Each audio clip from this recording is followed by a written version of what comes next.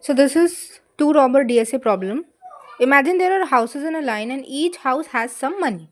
But there is a catch. If a robber steals from one house, he cannot steal from the next house because of security. So the question is, what is the maximum money the robber can steal without robbing two adjacent houses? For example, if the houses have money like this, 27931, like the first house has 2 lakhs, second house is 7 lakh, third house is 9 lakh, fourth house is 3 lakh, and the last house has 1 lakh, then the robber should pick houses in a smart way, not one after another, so that he makes the maximum money.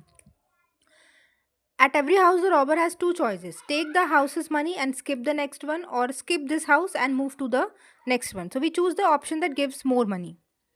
Let's see it quickly. If the robber takes 2 lakh, then he should skip 7. Then he can take 9 lakh. Then he skip 3 and take 1 if it helps. So the main idea is to always make the best choice between robbing current house or skipping it. So in short, the two robber problem is all about choosing the best money from houses without taking two neighbors. That's it. Easy, right? So like, subscribe and comment if you want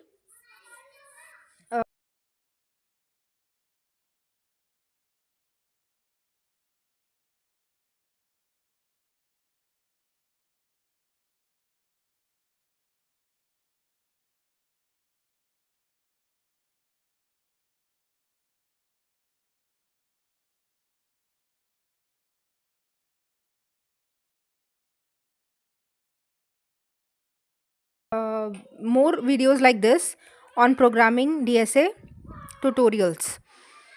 So here is a simple C++ solution explanation for the two robber problem in beginner friendly way.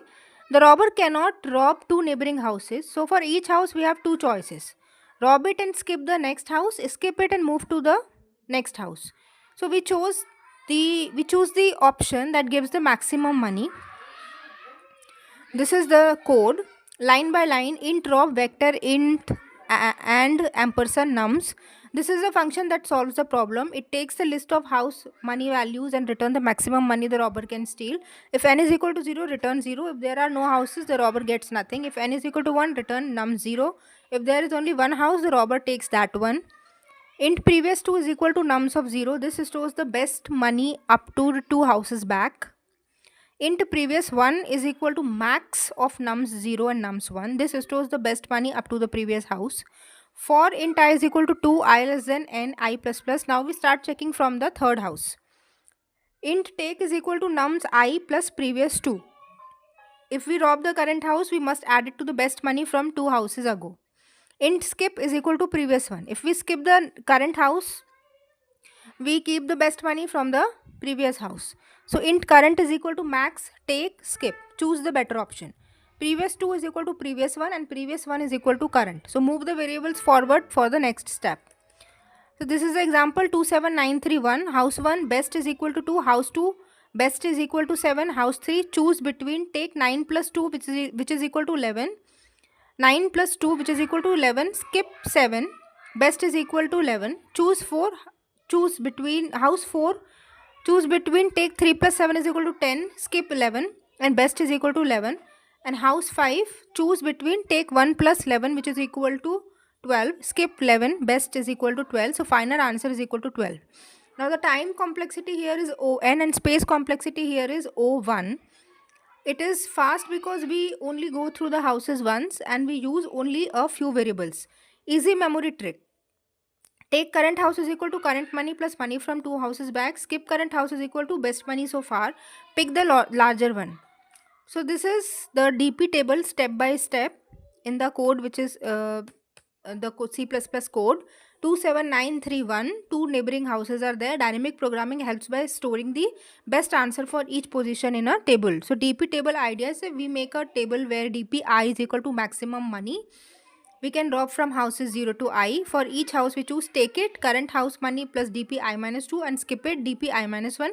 Then we pick the larger value. House money 2, DP 0 is equal to 2. Only one house is there, so we take it. Table I is equal to 0, DP is equal to 2. So second house, house money 7. Take 7, skip 7 and keep 2. So DP1 is equal to maximum of 2 and 7. So maximum of 2 and 7 is 7. Now I 0, 2 and for I1 it is 7.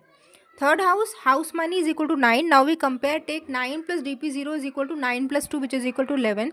Skip it and keep dp1 is equal to 7. So dp2 is equal to max 11, 7 is equal to 11. So now the table becomes I0 for I0 dp2, for I1 dp7, and for I2 dp is 11. This means the best money from first three houses is 11. Now fourth house money is equal to 3. Compare 3 plus dp1 is equal to 3 plus 7, which is equal to 10. Skip it and keep dp is equal to 11. So dp3 is equal to max of 10 and 11, which is 11. For I equal to 0, dp is 2. For I equal to 1, dp is 7. For I equal to 2, dp 11. And for I equal to 3, again dp is 11. But best money is still 11. And now comes the fifth house money, which is equal to 1. So 1 plus dp2 is equal to 1 plus 11, which is equal to 12. Skip it and keep dp3 is equal to 11. So dp4 max is 12 or 11? Max is 12. So the maximum money which the robber can take is 12 from the 5 houses.